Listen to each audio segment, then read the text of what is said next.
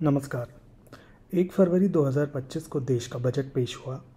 उस बजट में BJP government ने, जो कि नरेंद्र मोदी जिसका लीडरशिप कर रहे हैं, उन्होंने ये घोषणा करी कि 12 लाख से कम कमाने वाले लोगों पर कोई भी टैक्स अब नहीं बनेगा। अगर कोई व्यक्ति 12 लाख से कम कमाता है पूरे साल में तो उसे ज़ीरो टैक्स देना पड़ेगा।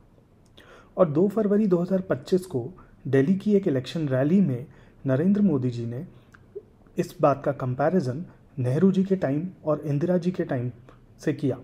उन्होंने कहा कि अगर आप नेहरू जी के टाइम में 12 लाख इनकम कमाते तो आपको 1/4 टैक्स देना पड़ता, और अगर इंदिरा जी के टाइम पर आप 12 लाख कमाते तो आपको 90% तक टैक्स देना पड़ता।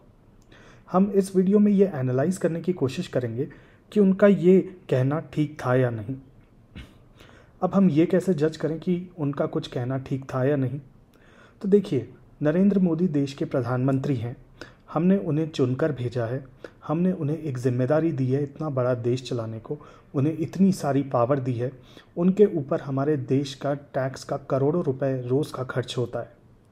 तो उनकी जिम्मेदारी है कि वो रेस्पॉन्सिबल स्टेटमेंट्स दें, देश को गुमराह करने की कोशिश नहीं करें और रेस्पॉन्सिबल स्टेटमेंट्स दें।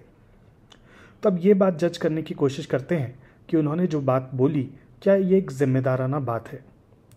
अब देखिए, आज के 12 लाख यानी 2025 के 12 लाख पर एनम क्या इक्विवेलेंट हैं 1960s या 1970s के 12 लाख पर एनम के?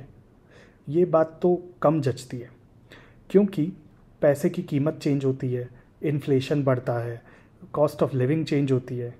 तो जो वैल्यू 100 रुपये की 1960s में थी, वो वैल्यू आज 100 रुपये की 2025 में नहीं है। तो 12 लाख का सीधे सीधे कंपैरिजन करना ये उतना जायज़ बात नहीं लगती। तो क्या इस बात के पक्ष में भी कोई तर्क है?